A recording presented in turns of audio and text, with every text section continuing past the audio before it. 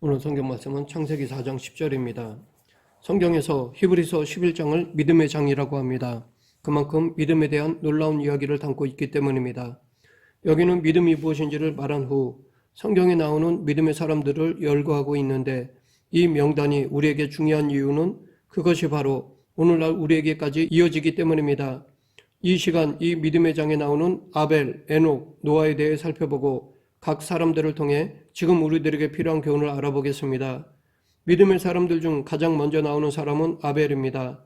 하나님이 운행하시는 역사 속에서 가장 먼저 믿음의 사람으로 언급되었다는 것은 큰 의미가 있고 중요하다고 할 수 있습니다. 히브리서 11장 4절에서 아벨의 믿음에 대해 그가 죽었으나 그 믿음으로써 지금도 말하느니라 라고 말하고 있습니다. 그러면 히브리서 기자는 무슨 근거로 이렇게 말하는 것일까요? 이 말씀은 오늘 본문에 근거한 것입니다. 이르시되 내가 무엇을 하느냐? 내 아우의 핏소리가 땅에서부터 내게 호소하느니라. 여기서 하나님은 우리가 쉽게 알아들을 수 있는 표현으로 말씀하시지 않으셨습니다. 그런데 이 표현을 더 잘 이해할 수 있게 해주는 또 다른 말씀이 요한계시록에 기록되어 있습니다. 요한계시록 6장에 보면 마지막 때에 7인을 떼는 장면이 나오는데, 인을 뗄 때마다 재앙들이 나옵니다. 그런데 5째 인을 뗄 때에 이 땅에 임하는 심판과 재앙 사이에 또 다른 이야기가 나옵니다.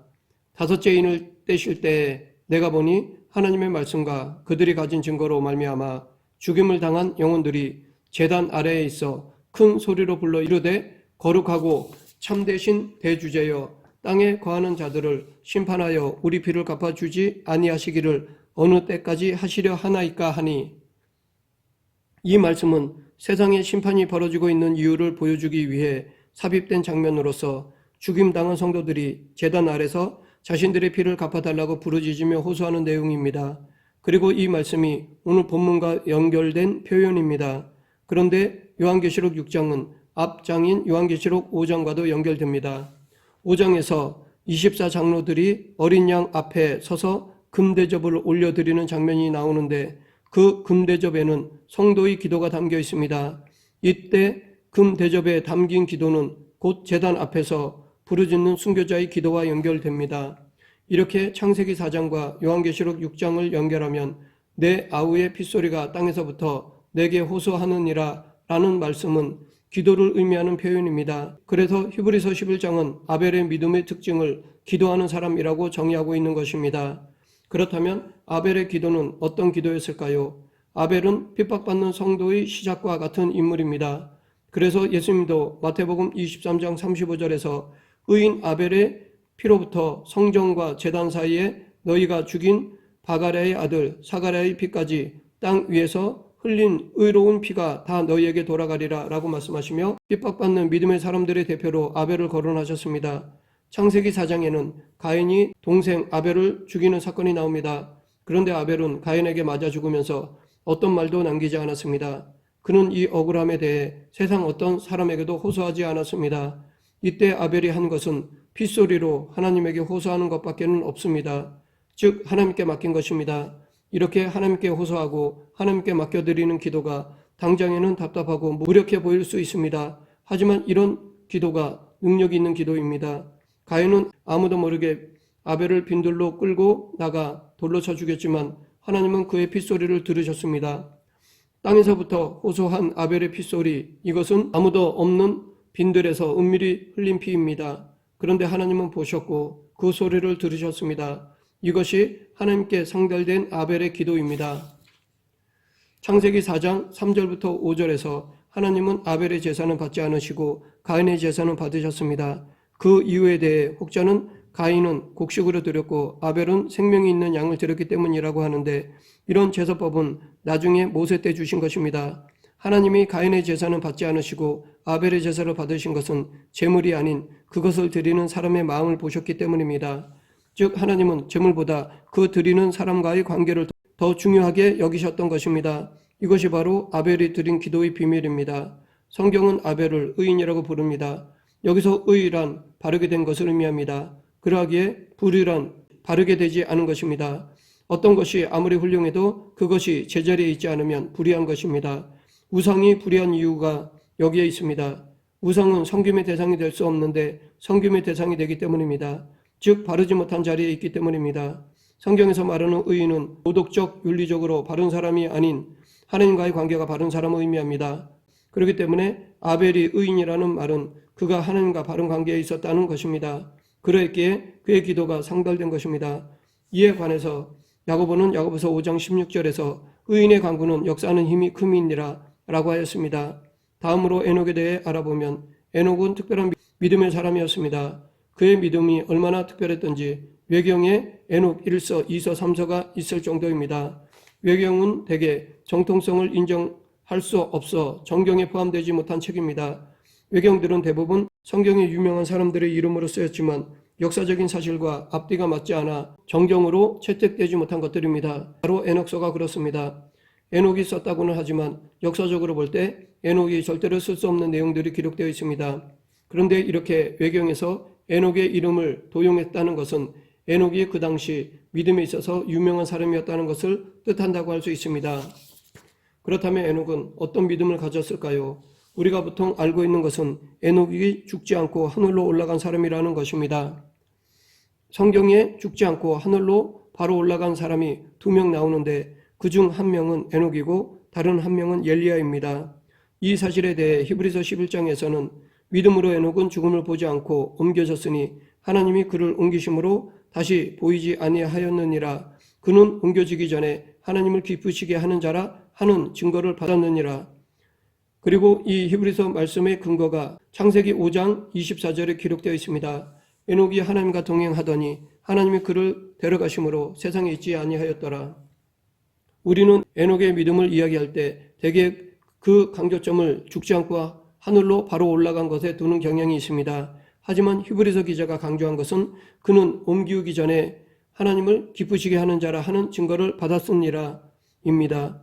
에녹은 하나님의 마음을 알았습니다. 그래서 그 하나님의 마음에 맞게 살았습니다. 그런 에녹의 삶을 보시고 하나님은 기뻐하셨습니다. 이렇게 하나님을 기쁘게 했다는 것은 곧 늘 에녹이 하나님과 동행하였다는 것을 의미합니다.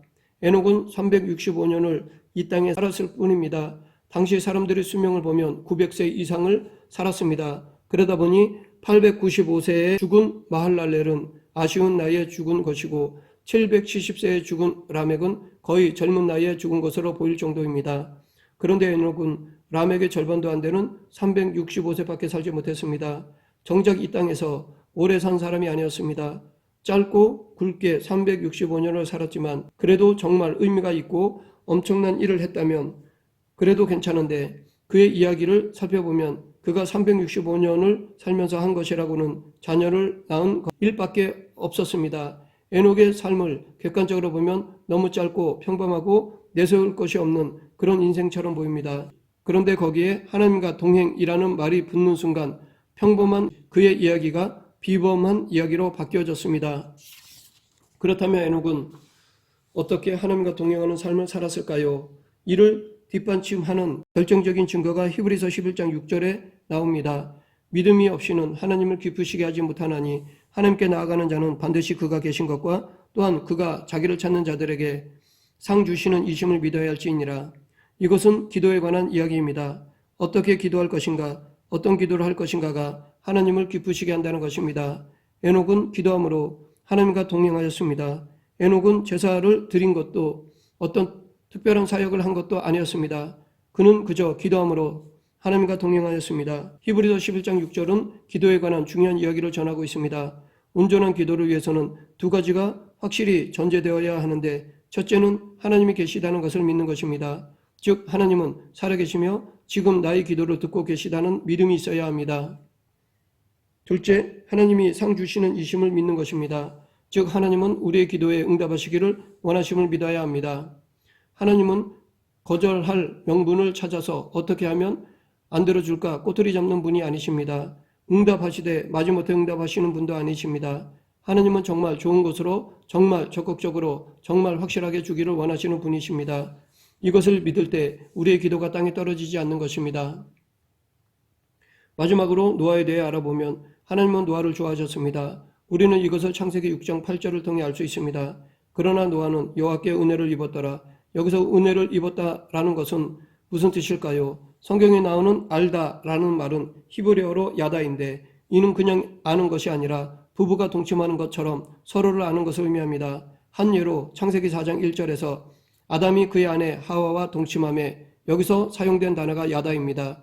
이처럼 성경에서 말하는 안다라는 것은 그냥 정보나 지식 정도의 수준으로 아는 것이 아니라 부부가 동침하는 것만큼 가깝고 깊게 그리고 친밀하게 교제하는 것을 뜻합니다. 이 은혜를 입었다라는 말도 이 야다와 마찬가지입니다. 어느 정도 호의를 가지고 있거나 좋아하는 정도가 아니라 어떤 권위를 가진 대상이 특별히 어떤 사람을 사랑하고 그 대상과 아주 깊고 친밀한 관계를 맺는 것을 뜻하는 말입니다. 하나님이 바로 노아와 이런 관계를 맺으셨다는 것입니다. 노아는 하나님에게 있어 그런 존재였습니다. 그러면 노아는 어떻게 하나님에게 이런 은혜를 입을 수 있었을까요? 하나님은 왜 노아를 그렇게 특별히 좋아하고 사랑하시며 그와 같은 관계를 맺으신 것일까요? 이 은혜는 자격 없음을 전제로 합니다. 하지만 그와 동시에 성경에는 많은 경우에 은혜를 받을 만한 어떤 조건이 있다고 분명히 말하고 있습니다. 하나님은 사람들이 죄 가운데 있으면서 온통 악한 짓만 일삼는 그들의 생각을 보시며 너무나도 마음이 아프셨습니다. 그래서 사람 지으신 것을 한탄하셨습니다. 그런데 정말 속상하고 실망하고 화가 나는 상황에서 그렇지 않은 사람을 발견하셨습니다. 바로 노아였습니다. 노아는 그들과 달랐습니다. 그래서 하나님이 노아에게 은혜를 주신 것입니다. 노아의 믿음을 좀 더 구체적으로 살펴보면 첫째, 노아는 하나님과 교제를 나누었습니다. 창세기 6장 9절 상반절에서 노아는 의인이요 당대의 완전한 자라 라고 말하고 있는데 여기서 말하는 의인은 도덕적으로 윤리적으로 흠이 없다는 뜻이 아닙니다.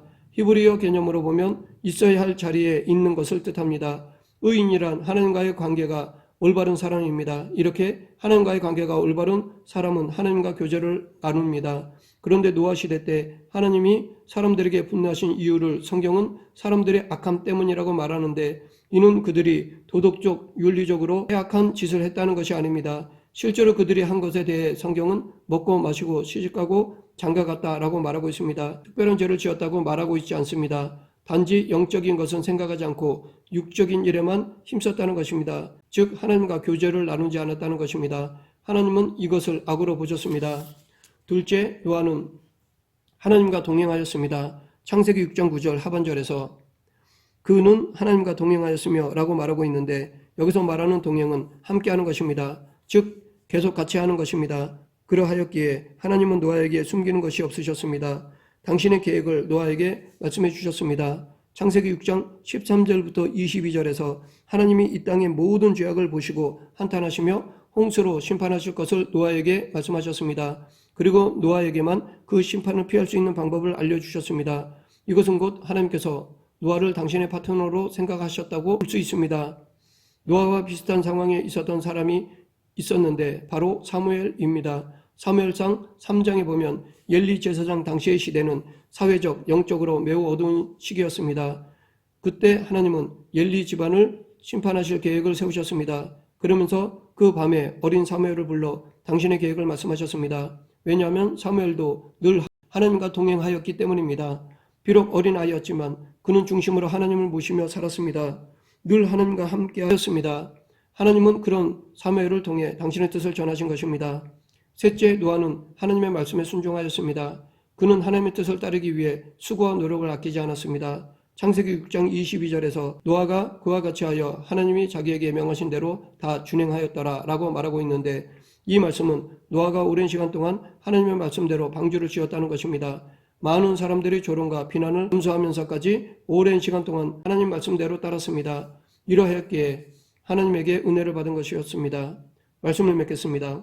하나님은 우리에게 기도라는 은혜를 주셨습니다. 우리는 이 은혜를 누리며 살아야 할 것입니다.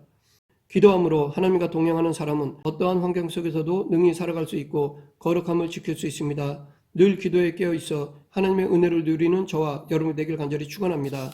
기도하겠습니다. 세상 만물을 다스리시는 만왕의 왕 되신 하나님 아버지, 하나님께서 주신 기도를 통해 하나님의 뜻을 구하며 천국 백성으로 살아갈 수 있도록 능력과 힘을 구하는 그리스도인이 되게 하여 주시옵소서. 예수님 이름으로 기도드립니다. 아멘.